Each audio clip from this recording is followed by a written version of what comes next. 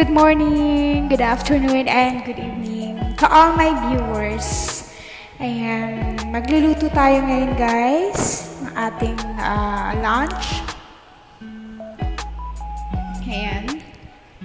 Ayan na po ang ating ingredients and then nagisa-gisa po tayo ngayon ng ating mga spice. Ayan.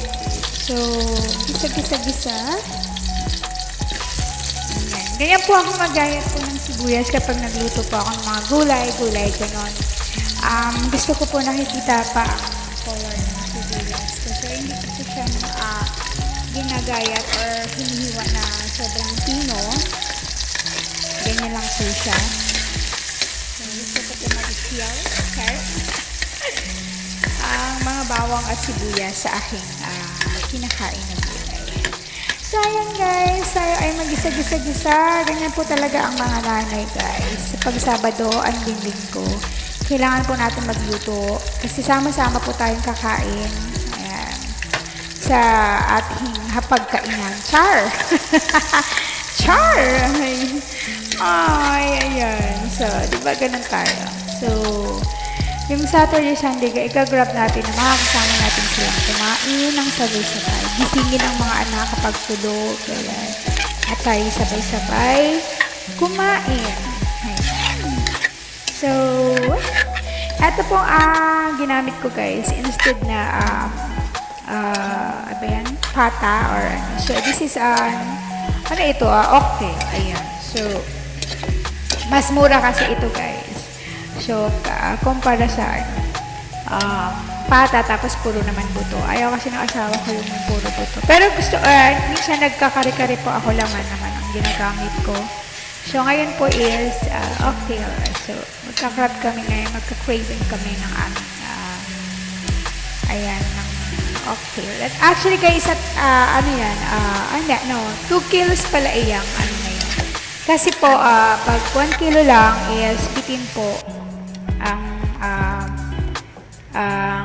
alam mo yon yung pagkain kulang. So, pero ano naman yan, sobra po yun sa amin kasi 4 lang po kami.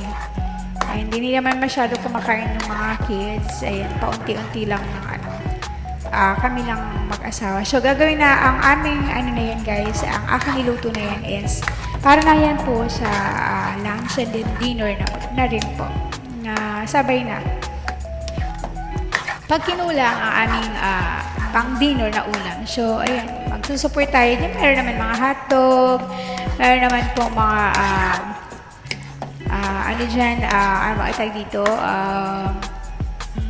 chicken nuggets, may hotdog, may bacon, may tocino naman, ayun, may longganisa. So, pwede na po yan, pang-support sa kay dilata na lang, ganyan. So,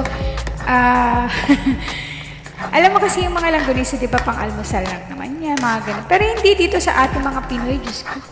Kahit ano yan, hotdog pa yan, tocino yan, pwede na rin pang hapunan yan, di ba guys? So, huwag na tayong arte-arte. Ayan, so, magpakatotoo na tayo. So, hindi tayo po dato, okay? So, hindi pa tayo mayaman, hindi pa tayo milyonarya. Char! So, ganyan lang po ating, kailangan simpleng buhay lang. So, wag tayo mag-imagine ng mga bagay-bagay na hindi naman natin kaya. Ayan. So, wag tayo magpanggap. So, ganyan lang. Ayan, gisa-gisa. Okay na po. Ang ganda na ng color ng ating niluluto. Ayan na po siya. Ang ganda-ganda na po. Pero actually guys, yung oxtail na yan is nilaga ko na po yan. Ang dahan-dahan. Ayan, dahan-dahan ko pa sinilaga hanggang lumambot. Mahinang-mahina lang po ang apoy. Meron naman po kami dito mabilis ang pampalambot, pero hindi ko po gusto yun. Gusto ko po yung dahan-dahan na inaapoyan. At dahan-dahan na pinapalambot. Kasi mas masarap po ang dahan-dahan. Yan. Dahan-dahan lang muna. So, ayan guys. So, dahan-dahan lang hanggang lumambot. So, ayan. Ayan din po. Ito is dahan-dahan din po ang apoy niyan. Hanggang maluto na po ang peanut butter sa aking kare-kare. Actually, is bumili pa ako ng peanut butter. Yung wala pong timpla. Nabili ko lang po yan dyan sa Talipapa. Ayan, sa Makati po ako namimili. At ngayon ay Taguig na rin yata yung Makati. Yan. So, ganyan natin yung mga gulay. So, ayan, ganyan ako guys talaga. Pag nagluto ako ng kare-kare, I'm just like, kunyari may bisita, nilalaga ko muna yung mga gulay. Niluluto ko pa yan bukod. Ayan, lahat ng mga gulay. Actually, mahilig din po ako maglagay ng mga puso ng saging, ganyan. At ginagamit ko pong pechay is yung bok choy po. Hindi po pechay, bok choy po. So, kaso po, kami lang naman yung kakainin. So, wala ng arte-arte, wala ng presentation. Yun lamang dyan na lahat yan. Talo-talo na. So, nakakapagod pa maglagay-lagay ng mga presentation. So, ayan, ginawa ko dyan is halo-halo na lang. Ayan na lang siya. So, ganyan lang magluto po si babaeng pinagpala. And then, excuse me naman po, sa mga magagaling magluto. Hindi po talaga magaling magluto ang babaeng pinagpala nyo, guys. Actually, natuto lang po ako magluto. Ng luto-lutuan ko is nung nag-asawa na po ako. Ayan. Ako po ay isang babaeng na kaya ko pong gawin lahat kahit trabaho ng lalaki. Pero nung dalaga ako is lahat nga, kaya kong magpintura, magmartilyo, magtubiro, pero ayoko po magluto. Ayan. Pero, nung ako'y nag-asawa po, natuto po ako magluto. Kasi ang asawa ko po ay ayaw kumain sa turo-turo. So, ayan.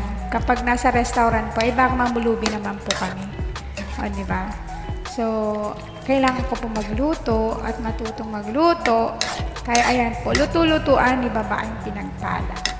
So, ayan, luto na rin yan, guys. Ayan, konting-konti na lang. Actually, ayan, lutong-luto na yan. Anhin pa natin ng konti.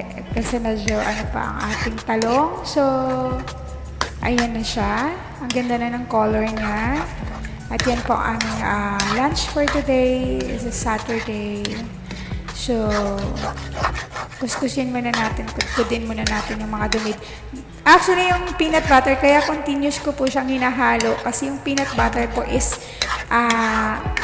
didikit po yun sa ilalim. Ayan. So, continuous ko po siyang hinahalo hanggang maluto. Pero okay na rin po yan. Ayan. So, magpapasalamat na po ako sa mga aking mga supporters, guys, mga nagmamahal kay babaeng pinagpala. Maraming salamat po sa inyong suporta sa akin.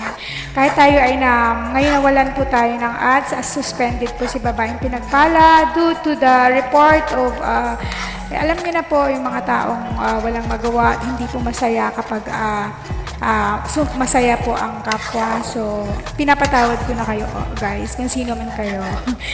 So, alam ko naman manunood kayo nito. So, maraming salamat sa inyong lahat. At, of course, sa aking totoong nagmamahal kay babaeng pinagpala. Lahat sa inyo, guys, maraming salamat. To all my super chatter, guys, members, I will also say sorry to all my members sa inyong perks. Pero nandyan pa rin po ang perks. Mawawala lang po yan kapag 120 days ay hindi po ako umayos ng channel ko or hindi ko po ayusin ang channel ko. Actually, maglilinis po ako at naglilinis po ako ng channel ko. Aalisin ko na po yung mga app na galing sa ibang platform. Marami kasi ako dyan, TikTok, CapCut, ano pa ba? Basta, yung mga anik-anik wheezing. So, lahat po ng aking mga kanta ay aking dinilet. Almost 55 songs. Ayan, ang aking mga cover songs na nanghinayang po ako. And then, yung aking mga TikTok na matataas po ang mga viewers na ako mismo po ang gumawa talaga. Pero po may background na music ng TikTok. Inalis ko na rin po yun. So, lahat po ng mga videos ko na ng platform, nasa ibang platform na ginawa or inedit po ay inalis ko na kahit edited po yun.